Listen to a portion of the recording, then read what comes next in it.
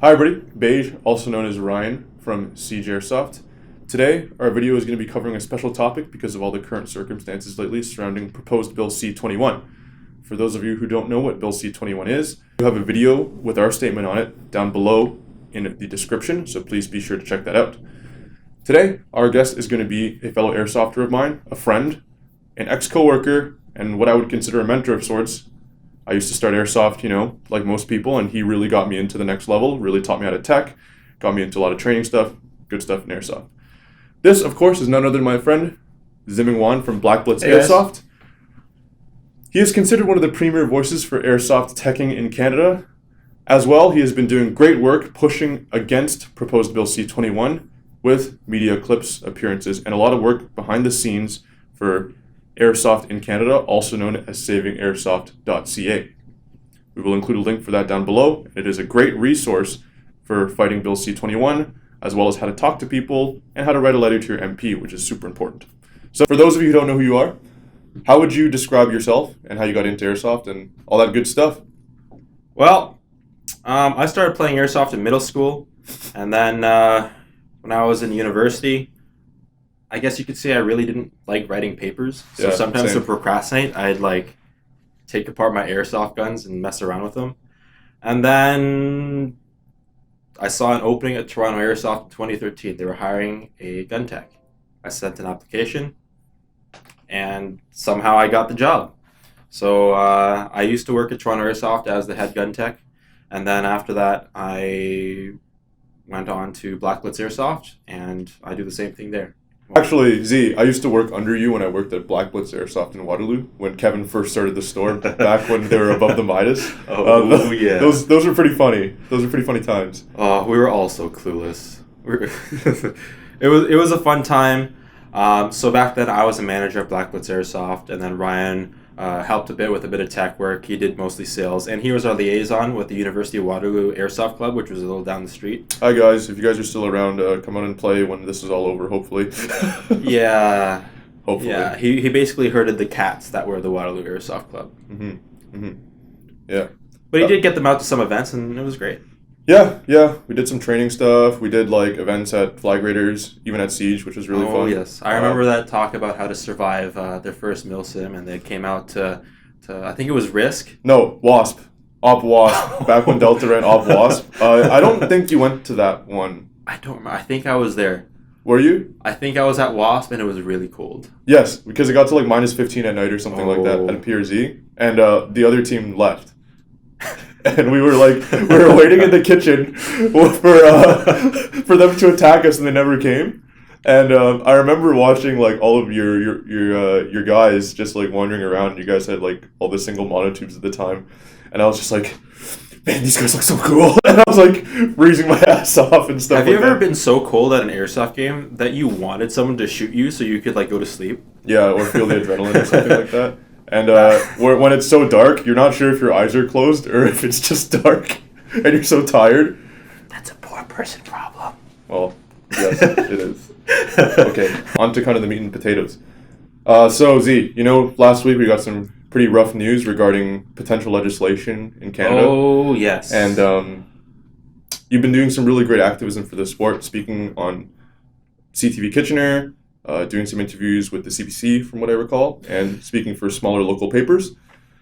Yeah, it's been pretty busy. I woke up on Tuesday to my friend sending me a video of the Minister of Justice saying that he was going to ban airsoft.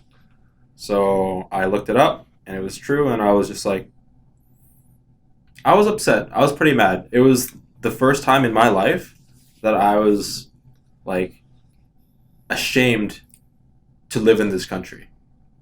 Yeah, I mean, I don't think that's an overreaction, especially because this is, for most people, this is just a hobby, but for us, it's our job, Yeah, it's one of those things where, I'm a gun owner too, so last year on May 1st... which was the reckoning.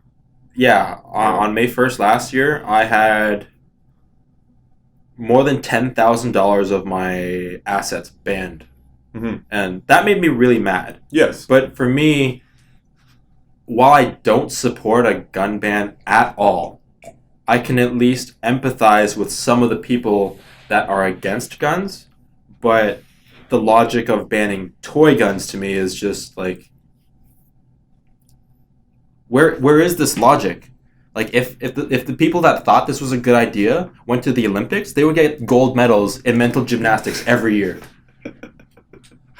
So, Z, that being said, how was it like speaking to the media about this? Because that's something that we're going to do, but we don't necessarily have too much experience with yet. So what would your advice be to not only us, but to other fields, venues, stores, and stuff like that for talking to media?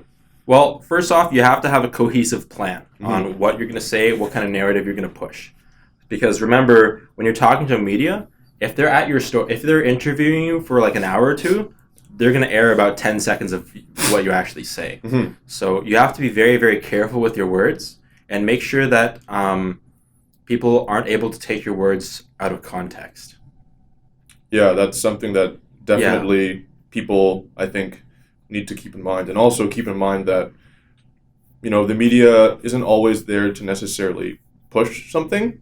Sometimes the information that they don't include actually is in your benefit. So one example of this that I actually was talking to a buddy of mine recently, Ken from 007 Airsoft, he just did this video with the CBC just yesterday as of the recording of this video. And some people were complaining that, oh, he didn't show them like the kids playing or like them being like, we teach gun safety and like all that stuff, which is important and it might look good to us, but for a person outside of the community, sometimes teaching kids about guns cannot often have good optics, I guess. Yeah, it's one of those things where we have to understand that in order for us to get anything done, we're not trying to convince each other. Yeah, so because we already play. Stuff that looks good to Ryan or stuff that looks good to me isn't necessarily going to convince like little Jimmy's mom, right? Yeah. So when you formulate talking points, you have to formulate talking points that might convince little Jimmy's mom who, you know, takes him out to soccer practice. Yeah. In a particular looking mom van. Yeah. Right. One piece of advice I can give to people watching when they're trying to talk to people that aren't airsofters is try to think about a topic that you might be uncomfortable with. I know it's really hard to sometimes. And how you would like to be talked about something like that. Yeah. So if someone kind of have to approach it with the same decorum. So if there's someone that is supporting C-21 or thinks it's a good idea, just remember that you're not going to get anywhere if you just berate them. So you got to be friendly, you got to be approachable, and actually explain the issues. So Z, you've been playing Airsoft for quite a little bit longer than I have.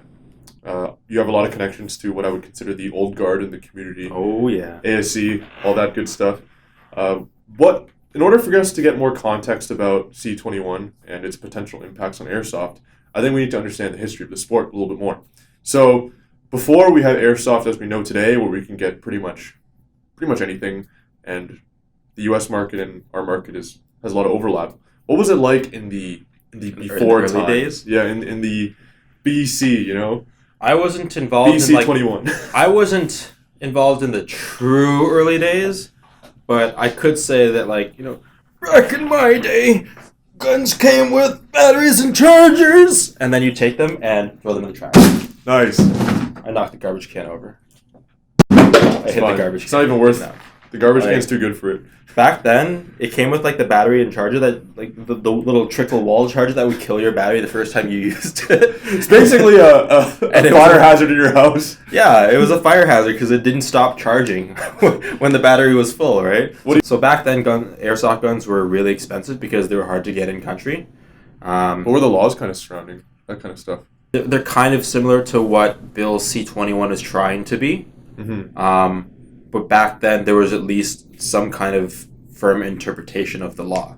Mm-hmm. Right? And in 2008, I believe, companies started importing airsoft guns that had clear lower receivers, like this wonderful piece of history right here. I'll pick up this one because I'm an AK guy. The good old Velocity Arms XM733 with the tinted lower receiver. Yeah, these were... So this wasn't considered like a replica firearm, and it wasn't considered a real firearm either because of the tinted lower? Back then, I wasn't considered a replica firearm, but it was I believe it still was an uncontrolled firearm. Okay. Yeah.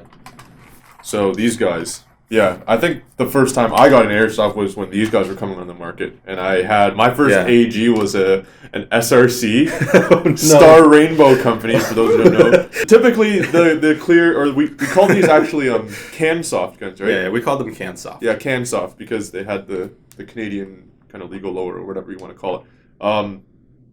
Man, a lot of these lowers would actually crack, but Velocity Arms had the good ones. Oh, so the AEG ones weren't the worst. The worst, the pistol ones. No. The WE M4s.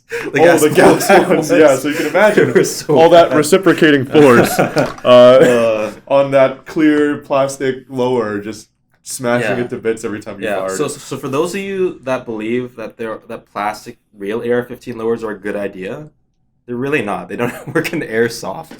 So who are the OEMs of these guns back in the day?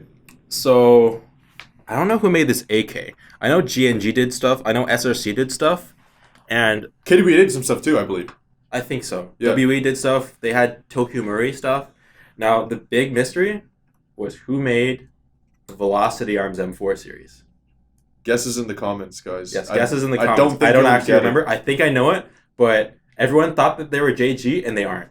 If you can get it right, well, I don't know. It's not up to me. We'll figure something out. You get a thumbs up. You get a thumbs up.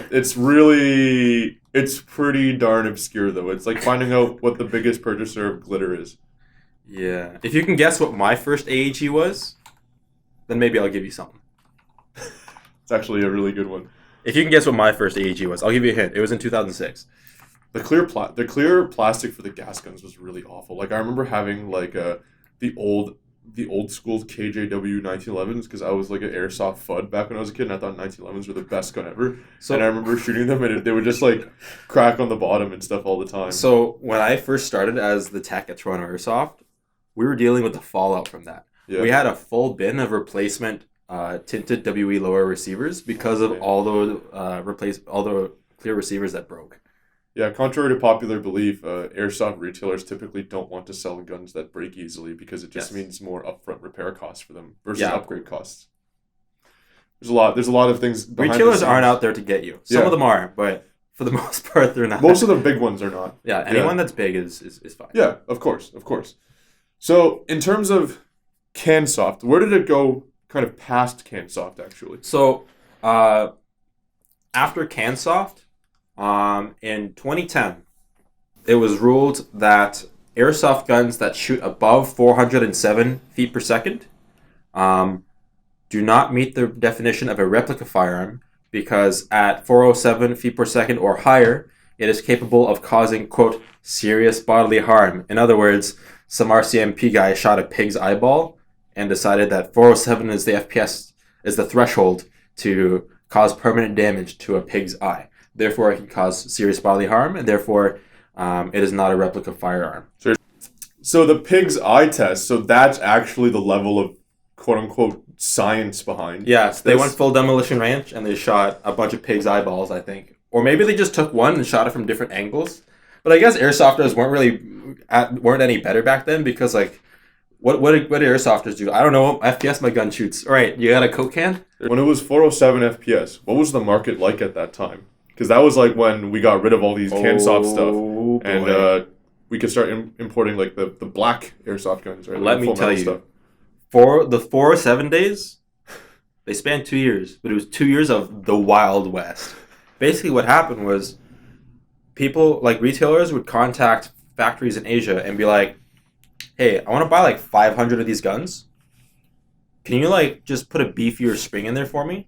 So they put like an M140 in there. Yeah, they put like an M140 in there, because you can't. Let's put it this way: if 407 is the minimum FPS, you're not going to aim for 410. Yeah, you don't want to be close to that threshold. Like these springs are not that consistent. Mm-hmm. The air seal is not that consistent. If you aim for 410, you're going to have some that shoot 380 and some that shoot 440. So retailers generally aim for around 440 FPS.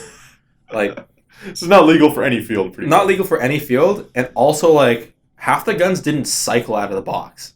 I remember when I one of the guns that I bought, I think my VFC that I bought in 2013.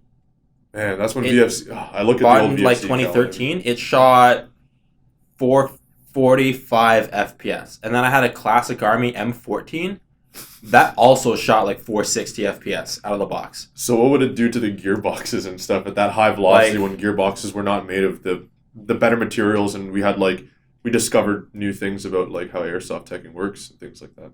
yeah, like Did they just blow up pretty much if people didn't do any changes? These to them? things, like back then, airsoft guns were already built like jalopies. Like imagine you have a really bad car like a Lada, and all of a sudden you try to beef it up. Like, I mean, you look at this thing. I can see the plastic bushings through this you clear can see the body. nylon bushings. Yeah. Like airsoft guns were They came a long way. well. Most guns were barely built to handle 400 FPS back then. So like Did that cause any problems with customers and stuff like that? a lot. Most guns that came with batteries wouldn't even work with the battery and charger that it came with. And as a member of the community, like if you knew what was going on, you were like, this is great. This is fantastic. I can get the guns that I want now. Whereas new members of the community are like, airsoft is a scam. It comes with a battery that doesn't work, so you're already forcing me to buy another battery. The charger sucks, so you're forcing me to buy another charger. Now you're forcing me to get a spring change so I can play. You're a bunch of scammers. So, But they didn't know weren't how much happy. trouble we had to go through just to get airsoft guns. Yeah, people don't really appreciate the people working hard behind the scenes just to Yep. get the things to actually grow the community. Yeah. So in the Yeah. early days, like right in 2010 when this happened, at first a lot of airsoft guns really sucked. But then after the first batch, when retailers realized there were tons of issues, retailers started to pre-upgrade their guns. So some of the classic armies that were imported had stronger motors and better pistons, so they wouldn't just blow up. Mhm. That VFC over there, behind you. Yeah, this one. Yeah. This one is from 2012. Yes, Yeah, this is my personal gun. This is a VFC receiver set from 2012. It's old. Back then, VFCs came with like neodymium magnet motors out of the box. Like they made some stuff that was better, Yeah. just so that it could handle the 450 without breaking. The GNP Canadian carbine series that had like Oh, yeah. full metal rack pistons and stuff. Oh like yeah, that. those were the GMP DX guns. They Yeah. came with neodymium magnet motors. They came with full metal rack pistons. yeah, no, it wasn't just full metal rack. Oh, it's piston. full metal It was- pistons. the full aluminum piston with like steel teeth. Yeah. Yeah. And then their gears would just strip because their gears sucked. But Yeah. but Their motors also are pretty garbage. yeah, but they had good magnets. You have to admit that. That's true. What about pistols? How did pistols get in? Because green gas pistols, they were so hard to get to shoot over. I think it was Back the CO2, then- right? They got But there were some CO2 pistols. Cansoft pistols were still selling okay at the time because it was Yeah. hard to get pistols in. Cansoft pistols were still selling okay at the time,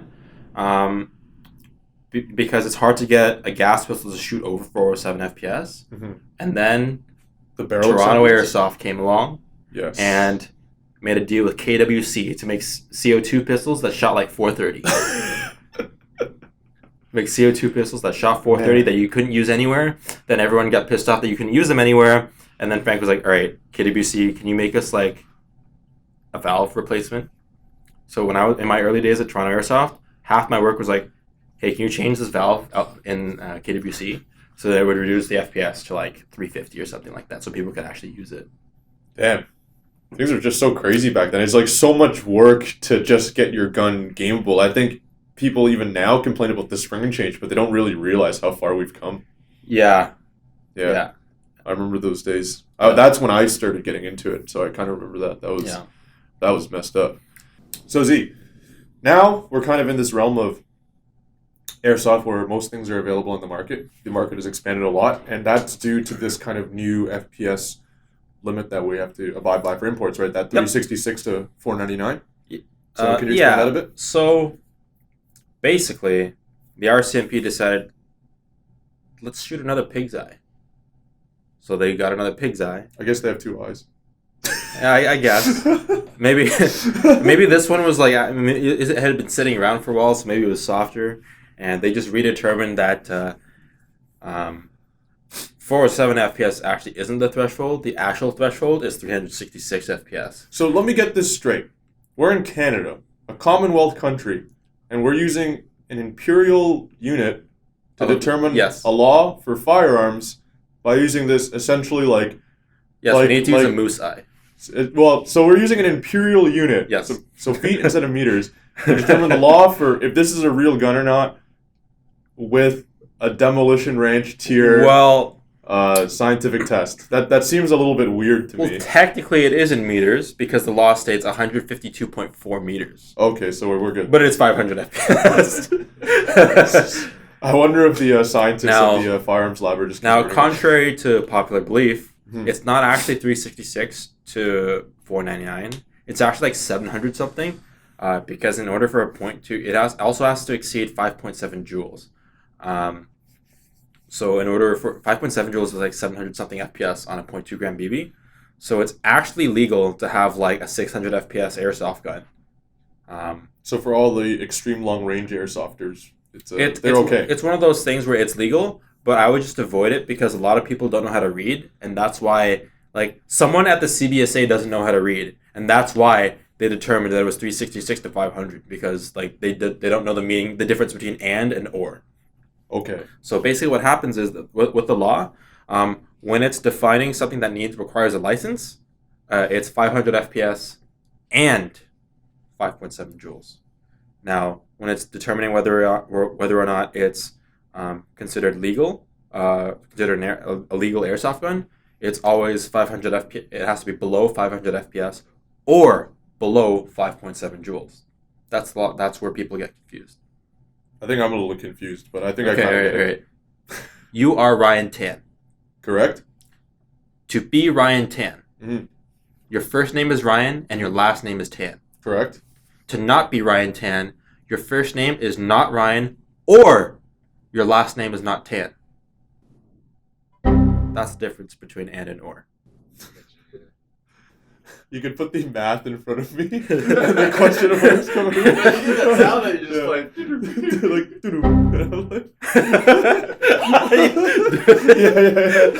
yeah. Put it in. That'd be great. So that's how we're getting all these different guns on the market right now. Is the 366 thing? Yeah, because if you only needed to shoot above 366, it's very reasonable to make a decent quality airsoft gun that shoots around 380, 390. So most airsoft guns now, they're imported at around 390 FPS. So they usually end up in a 380 to 400 FPS range. And it's pretty easy to do that. Now, the other big thing that it opened up was pistols. Yes. Before, it was very difficult to get like a green gas pistol, a propane pistol, to shoot above 407 FPS. 366 FPS, on the other hand, that's attainable. All you really need to do is like get a pistol, and have a longer barrel on it, and then once you get it into Canada, change the barrel back to the original one.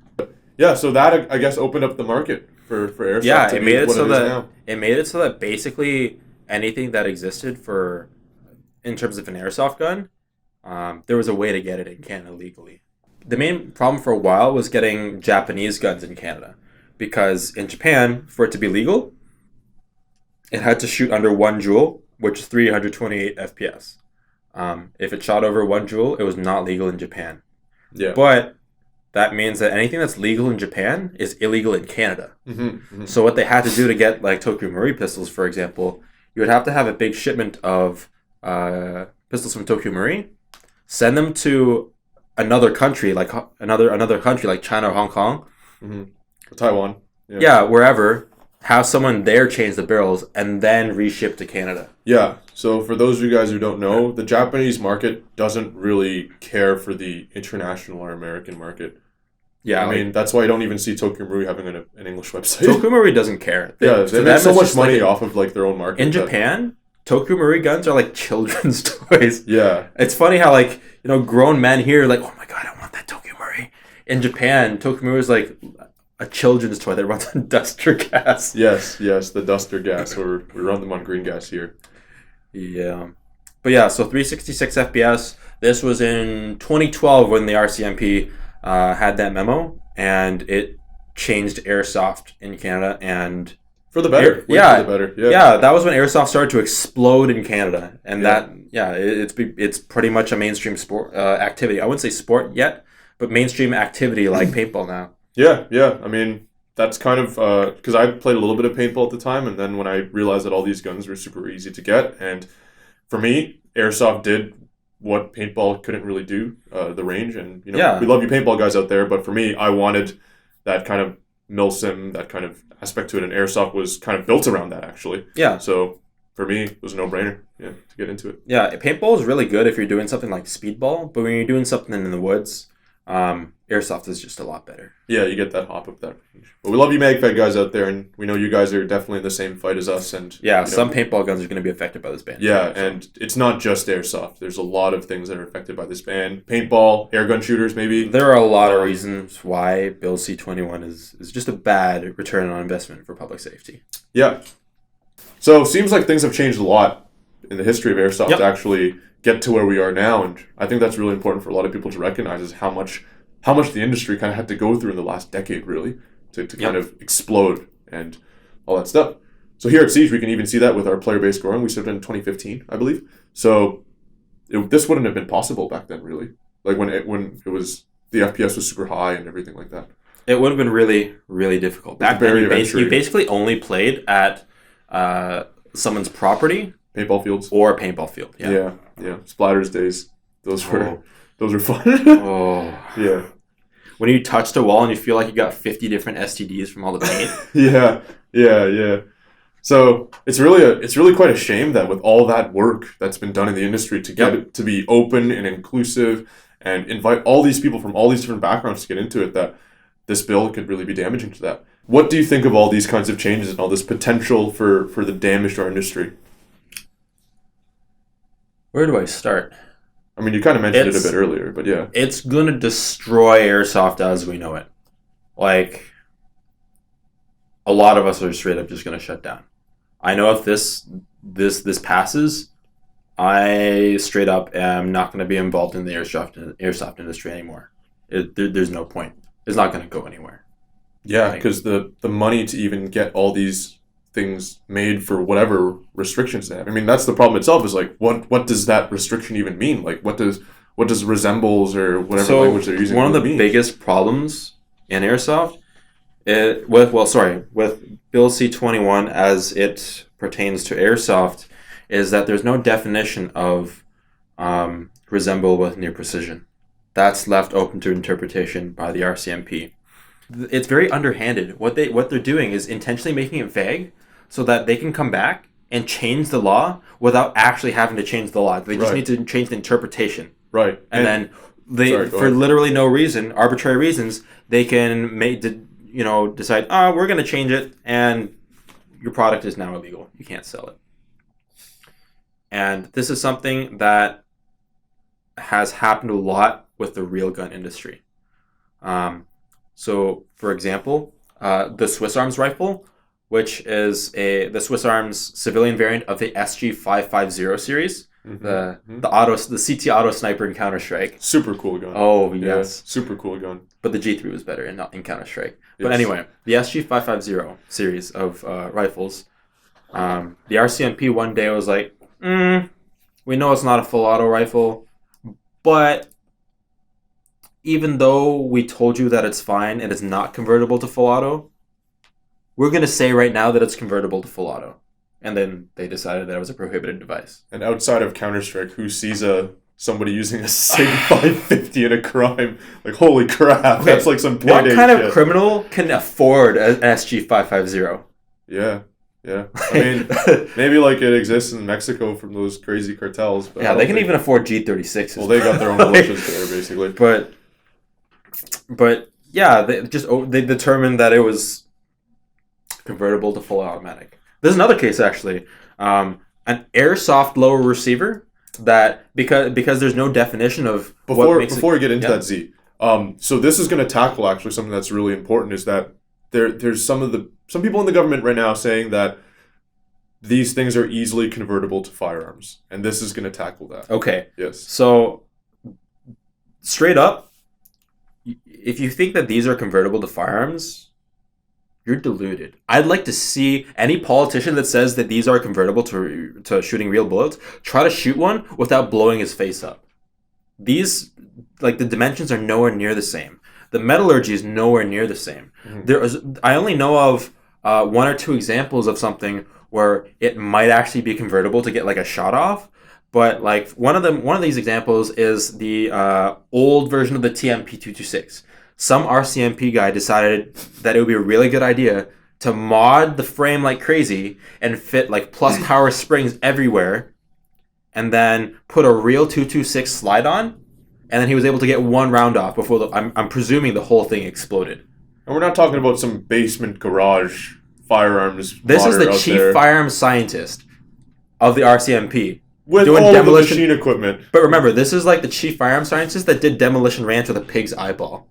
And the other example is the other example one in the community. The other example is the RA Tech forged lower receiver for WA gas blowback. So the RCMP chief firearms scientist determined that with this block of metal, in 6.5 hours, it is possible to convert it to a fully functional select fire lower receiver for an M4 M16. AR-15s are semi-auto for M4 M16.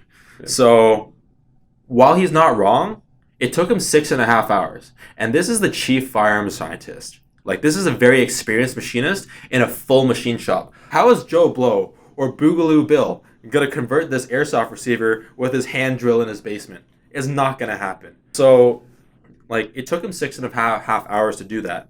Because it's not just removing materials, adding material too, right? Yeah, he had to like weld on extra material so that he could re-mill it off in order for it to work, because the dimensions are just completely wrong, right? So for example, it takes Colt Canada 30 minutes to make a fully functioning C7 lower receiver out of a raw forging. 30 minutes. It's literally faster to buy a $20 raw forging off of eBay. And yes, you can get a raw forging off of eBay. It's literally like a piece of aluminum that sort of resembles like a receiver, but has none of the work done to it. So like, it takes Colt Canada 30 minutes to machine out of that. Why would anyone start with an airsoft receiver that costs way more and is hard to import when you can literally just buy a raw forging off of eBay? I don't even think the RA Tech receiver exists anymore, does it? I think it still exists, but you can't get it in Canada. But like, why would anyone do that when you can just buy a block of aluminum? By that logic, like, a block of aluminum should be considered a prohibited because it's device. easily convertible. It's easily convertible. Yeah. And if you obviously looked inside any AEG or any spring gun before, it resembles a firearm, but mechanically it's more like an RC car. Okay. So for those of you guys going back onto the whole CBSA RCMP reclassifying stuff, that's actually kind of already happening. I mean, not so much reclassifying stuff, but the stuff that gets in the border, from my knowledge, is already getting stopped, getting seized, things like that for airsoft stores. I've been hearing reports about that. The CBSA has been up to some funny stuff for a couple of months now. Yeah, and I've been hearing stories from that from various retailers. So that's why a lot of stuff isn't coming back in stock. One of the reasons. Yeah, one of the reasons. The other being COVID manufacturing. Yeah, so it's just a whole storm of different reasons. Yeah. Ever since the OIC, really, that really slowed things down a lot. Yeah. There's been a lot of very underhanded stuff going on. And I'm not going to get into it too much, but there's a lot of stuff going on. For example, a popular airsoft store that I know of had its shipment of G&Ps delayed like 7 years, and then they just got it in. Well, I think that's just CBSA being incompetent. I don't think that's OIC related. No, it's not. But what I'm saying is that how can we trust these people to...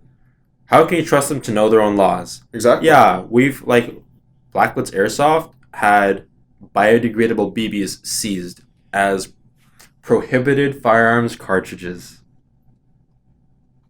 One argument that that a lot of supporters of this bill are gonna say is like, well, why don't you just make something that, doesn't resemble with near precision? Okay, we would if you defined it. Yes.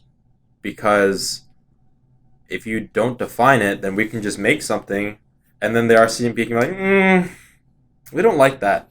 And from a business standpoint, like from an end user standpoint, you can be like, ooh, why not this, why not that? But from a business standpoint, that's a lot of liability and a lot of stuff that you can be sitting on if for some reason the RCMP or the whatever agencies involved decide to reclassify.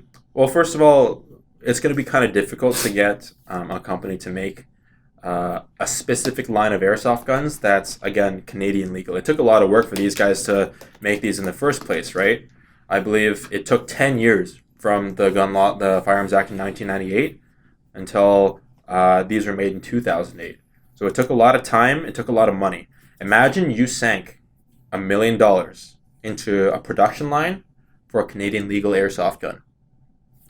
And then the RCMP approved it, and then you bring them in, and you've already dumped $1 million on this. You have all this product. All the and tooling. And then the RCMP is just like, we're going to change the rules on you and make your thing illegal. Because of that, the risk of that happening, I don't foresee anyone dumping a ton of money on this stuff, because it's happened before in airsoft. Like, people that initially brought in the Chairsoft guns like these with the tinted lowers, they invested a lot of money into They invested a lot of money into them. They were really good when they first came out. And then the RCMP decided, like, no laws changed. The RCMP changed the interpretation of the laws. And, well, favorably for the community, but extremely unfavorably for people that imported these. Yeah, because your return on investment just turned to zero, because why would anybody buy a tinted lower anymore? Yeah, why would anyone buy a gun with a tinted lower when you can spend like $50 or $100 more and get this? Yeah. Like full black. With trades and everything Yeah, like that. like, so why would people do that? So it made it basically, the smart retailers back then were like, all right, I got to get rid of this ASAP. Whereas other retailers, some of them sat on this inventory for like half a decade. I bet. Well, I mean, look at this. This is still here. I bet every retailer that had the Chairsoft guns still has a couple in the back that they haven't been able to clear out. I mean, it's just not, there's precedent.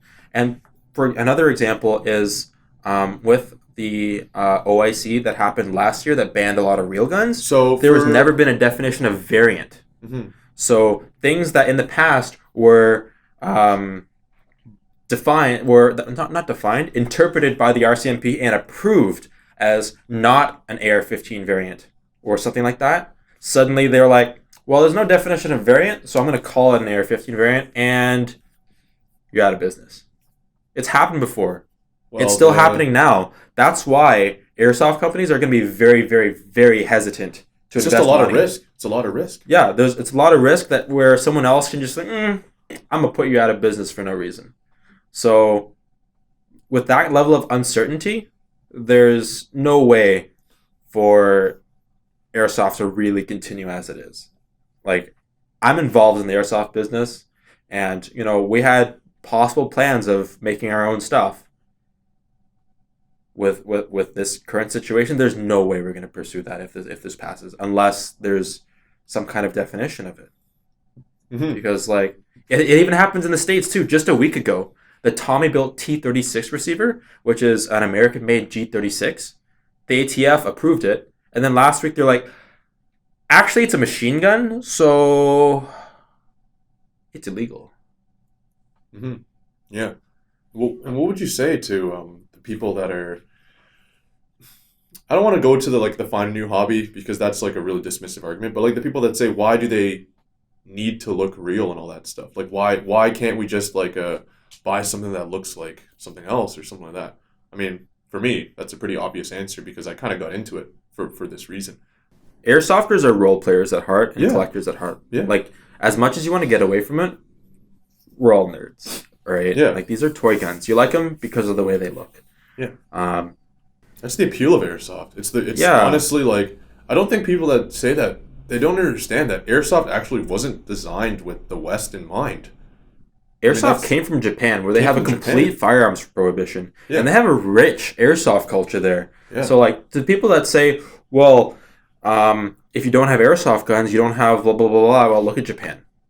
They have one of the lowest rates of gun crime in the world, and airsoft is everywhere. And if you want to look at countries that have both firearms and airsoft guns, there's a lot of countries in Europe that look at the Scandinavian and Nordic countries. They got their stuff together. Yeah. I say to those people that we can't just get guns that don't look like guns made, because first of all, the biggest appeal of airsoft is that they look real, and that's kind of the selling point. Like, that's basically getting rid of your biggest advertising for getting into the hobby in the first place, to make something for people that might still be in the hobby if they didn't look real. They just want stuff that, they say that, airsoft is like the gateway to real guns. Well, if you ban airsoft, where do you think all these players are going to go? They're going to go out and buy real guns instead. But, like, if someone wants something that looks like a gun, they're going to they're going to figure out how to get it, whether it's airsoft or a real gun. Yeah. All right. If you want to take away the desire for it, then, like, dude, it comes from movies and video games. What are you going to do? Ban movies and video games? Like, it's not a realistic solution. Yeah, I'm not saying there's no solution to these kinds of things. If you want to ban gateway guns, like, right, we might as well cut my hands off and like ban sticks. I remember when I was in like grade 1, we played with sticks and we pretended they were guns. I mean, for example, my mom used to work at a country style coffee shop, for those of you who don't know what that is, and she got robbed, like armed robbery, by a guy that like did this. So like, hey, with a tube of lipstick? Who knows? But like, if you're in front of that, right? Like even something like this, right? Pardon my like big shirt boner, but like if you're in front of that and you don't know the context of what's going on, like I think it's the intent of what people want to do with these things more than the things themselves. People are going to do it regardless. Yeah, there's really complicated socioeconomic reasons to crime, and I don't really believe that this doesn't address any of them. Exactly, it really doesn't. It's like this. It's like telling a poor person just to stop being poor. Yeah, that doesn't address the issue. It doesn't really fix any of the social reasons or the kind of the sociological reasons for these kinds of things, the socioeconomic reasons. And I think a really great comparison to bring up is homelessness. And some people see it as a quote unquote problem, but they don't realize it's a result of something. It's a result of the systems that exist. And this would be like what cities have been doing for a long time, which is basically designing things in cities. Like if you go to a city like Toronto, for example, you'll see the planters and stuff, they have like spikes on them or like chairs and stuff like that. It's preventing them from sleeping. It's something that there's a term for this. Yeah. Is it inconvenient? Hostile architecture. Okay. Yes. It's called hostile architecture. So when you're like sitting at a bench, they have dividers between the seats. That stuff's not actually to show you where to sit. It's to make it uncomfortable to sleep on. Yes. Right? Or like those spikes you see under a bridge. Maybe you already brought that up, but it's so you can't set up a tent there.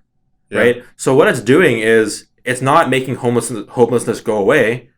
It's just hiding it so you can't see it and making it look like it's gone. Yeah. Like that's exactly what these laws are designed to do. They don't address the problem at all. They just like, we'll just pretend we're doing something about it. Yeah.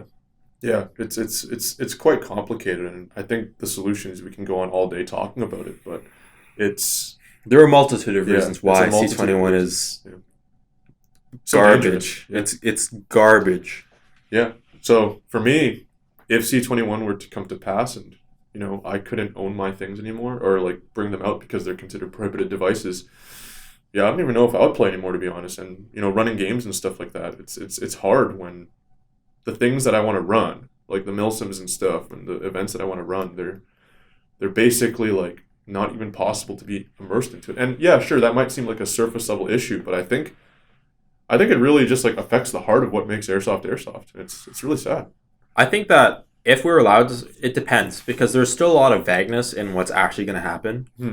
This is also just like the first draft, the first reading, so there are probably plenty of changes that are going to happen, but right now, it's not even clear if we can play with the guns that we have, because the law that it's written, the way it's written right now, it says that like it'll be prohibited device. Prohibited devices require registration paperwork. There's no way that the government is going to give you a piece of registration paperwork for your airsoft gun. Yeah, because when you get a prohibited device, license, so like you can now get something crazy, right? No, it's not going to work like that. No, it's like how I'm going to have a prohibited license at some point because of, my guns that were reclassified as prohibited, but it doesn't allow you to acquire new ones. So, right. So it's basically saying this is yours. You can't do anything with it still. There are different classes of prohibited licenses, and it's really confusing. It's really confusing. This is what you get for living in a Commonwealth country. This is what happens when you have people that have no idea what they're doing making your laws. So like people with the prohibited handgun licenses, they can buy and sell prohibited handguns with each other.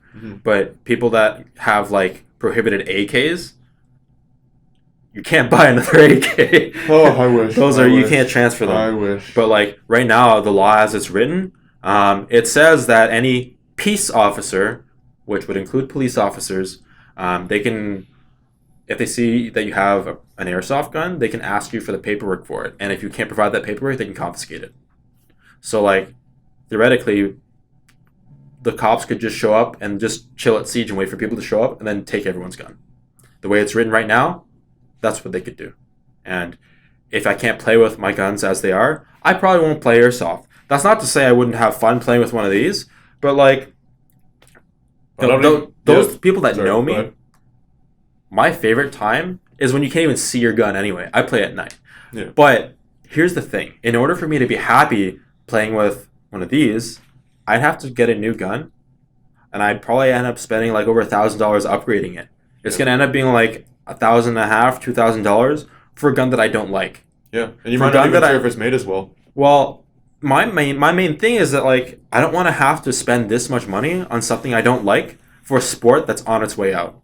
It's sort of like it's like making aftermarket products for a discontinued product.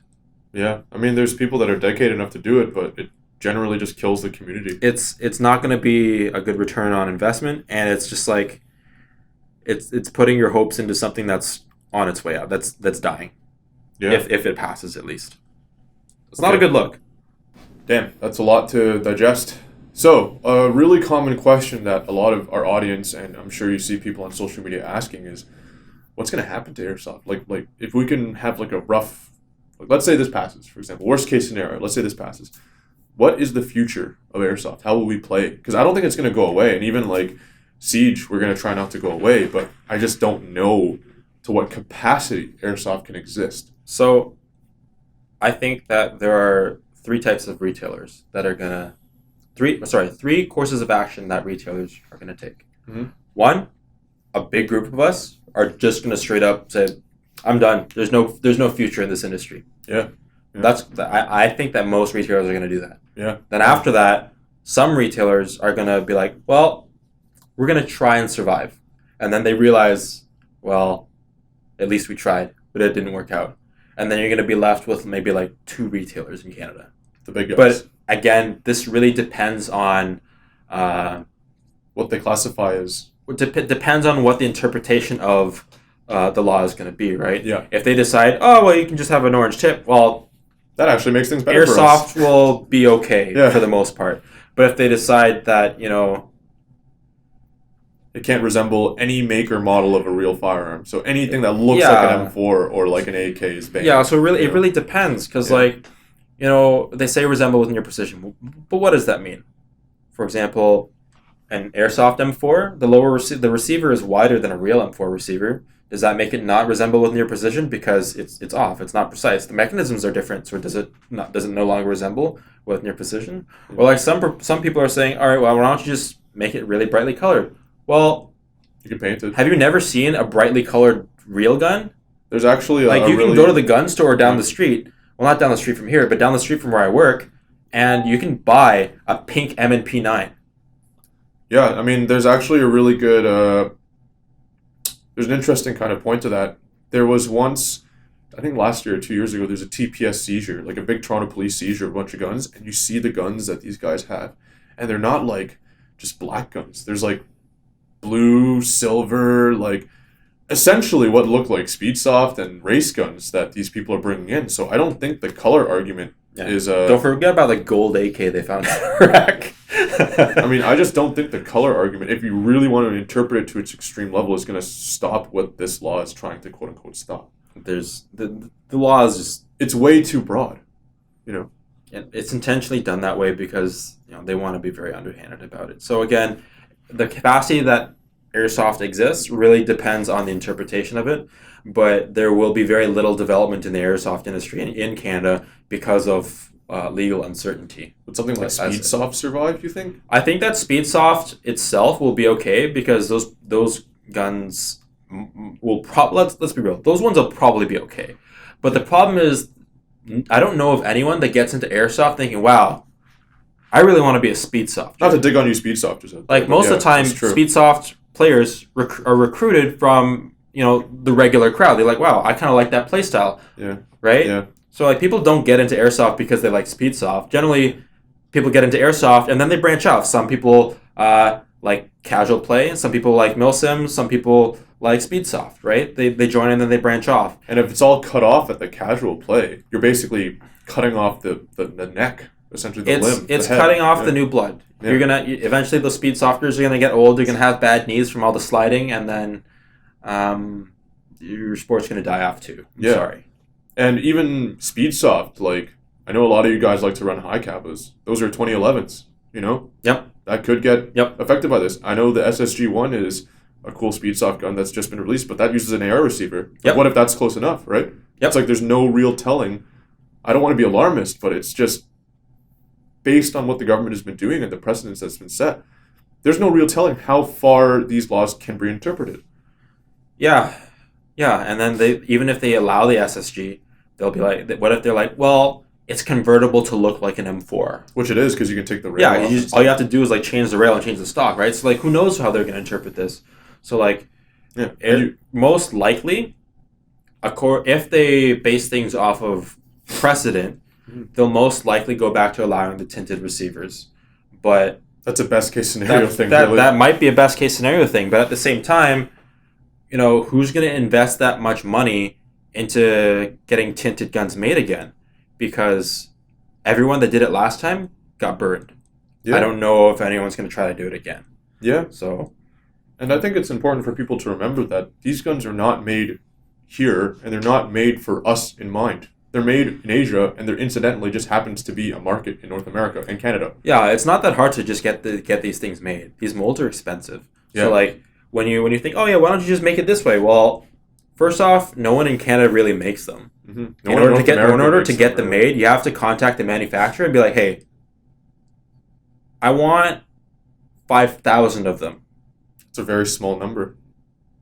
Considering these guys are set up to make hundreds of thousands of these. Yeah, so like you need to, do you really think that you can sell like 5,000 of each model in Canada with, a sport that's dying and the level of legal uncertainty?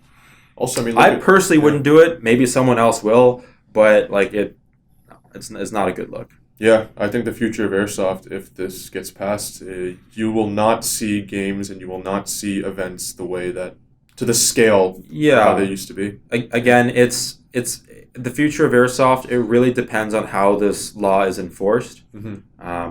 But based on what's likely to happen, what's likely to happen if it passes, it does not look good. Mm-hmm. Mm-hmm. This is how ridiculous Airsoft, like gun laws in Canada, are going to be.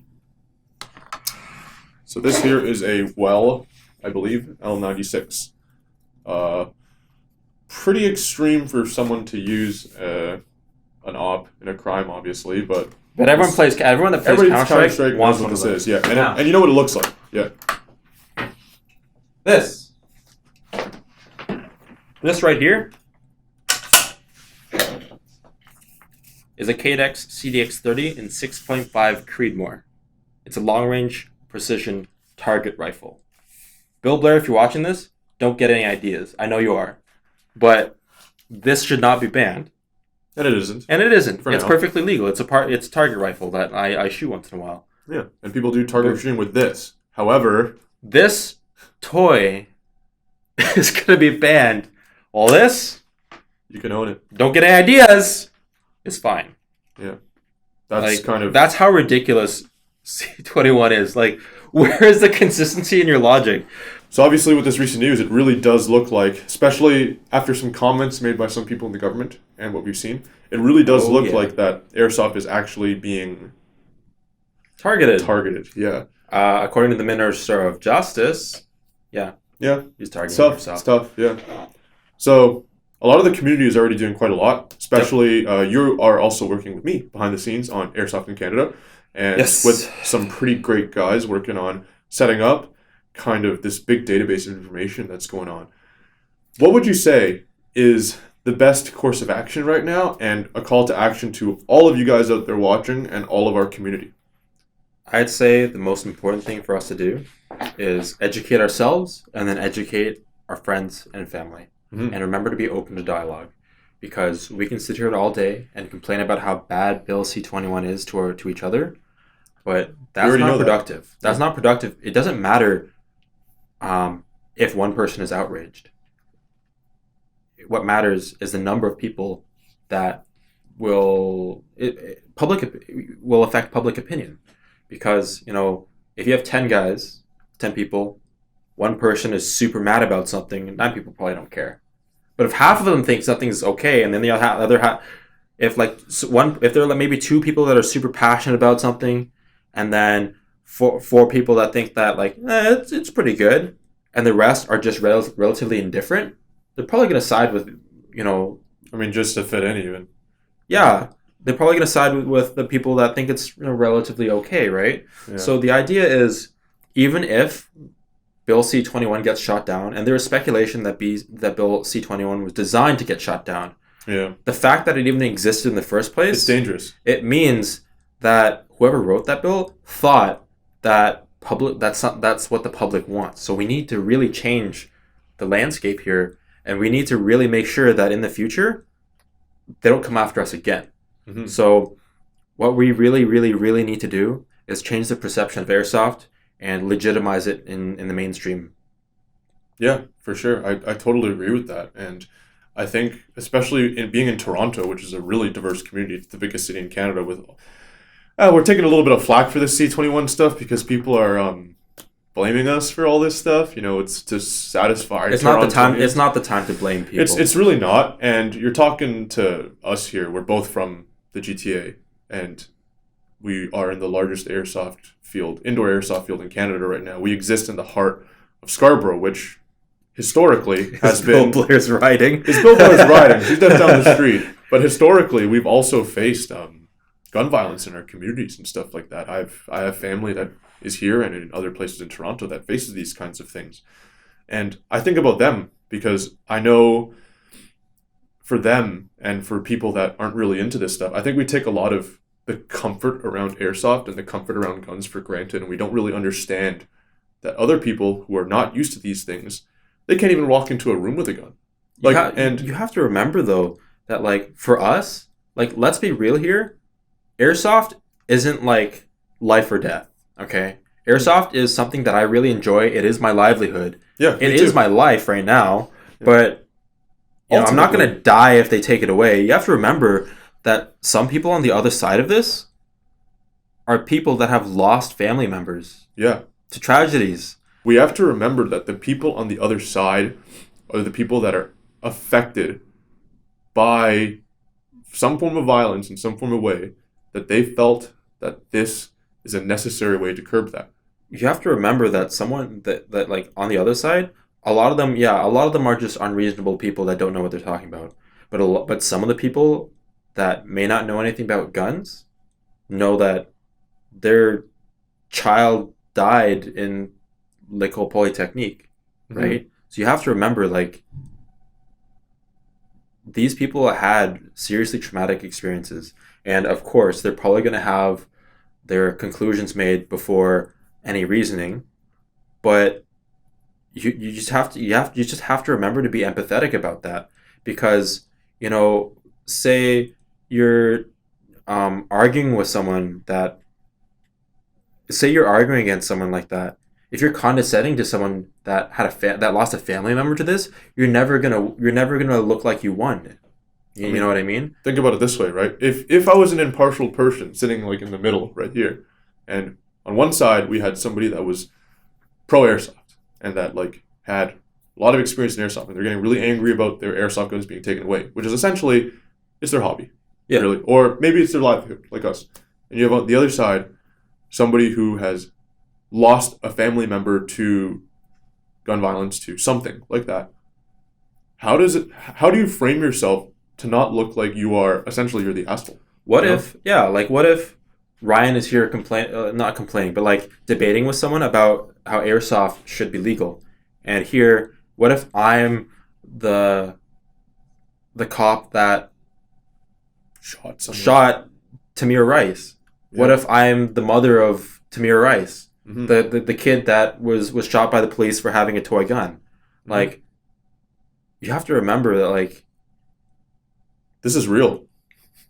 Yeah, other people on the other side are real. Yeah, they're real, just like we are. Right? You just have to remember that when you're having dialogue, you have to be empathetic.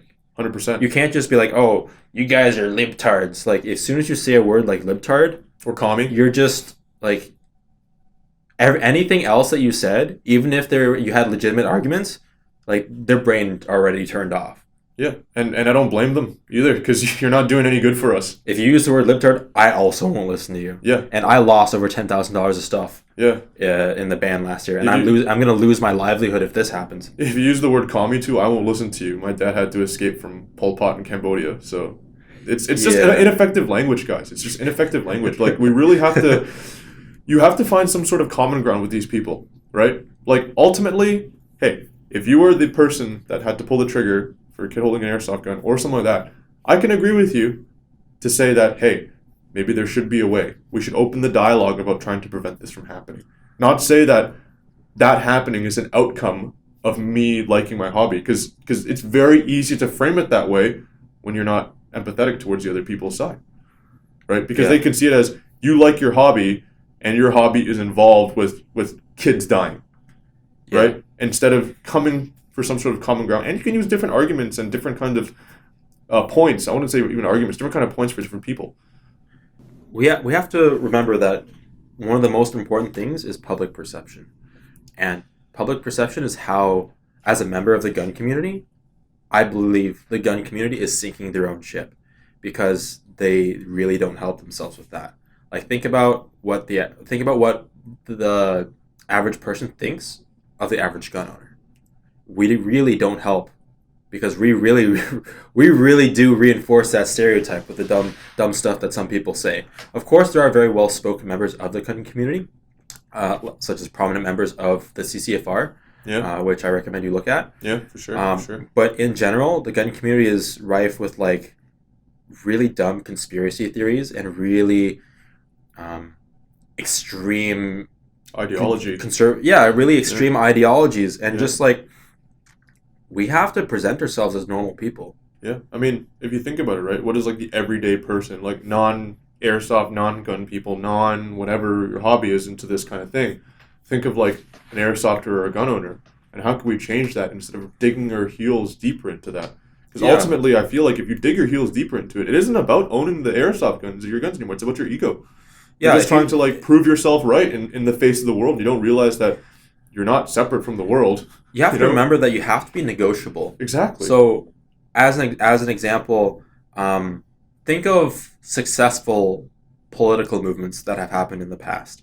In the past in Canada, Asian anti-Asian racism has been really bad. It's not that bad now. I mean, it's coming back. It's kind of coming back, but like, what we're trying to say is that like, we used to have discriminatory policies on people that were, I mean, we're obviously Asian here. We used to have discriminatory policies put on us, like the head tax, unfair work, like Asians were brought into Canada to build a railway and die building a railway while getting paid very, very little. And there's a lot of civil movements around how we were able to overcome that, and it really proves the resilience of our people. I think. Just remember that someone doesn't have to fully embrace your ideology in order to support you. Yeah, I'm not asking for you guys to go out and wear rice hats and make our dim sum lines longer and our food more expensive to support us. For example, in that context.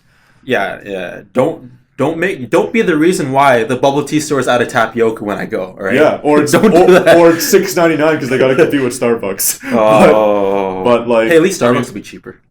Maybe. But anyways, you got to really look at the greater context of things, and not just like, I'm an airsofter. But the point is like, the point is like, you don't have to fully embrace the ideology and people to won't. Be a supporter. And you have to really realize that people won't. Yeah. Whereas the gun community, part of the reason why the ship sank is, if someone else has a different ideology than them, you're against us. Yes. That's it.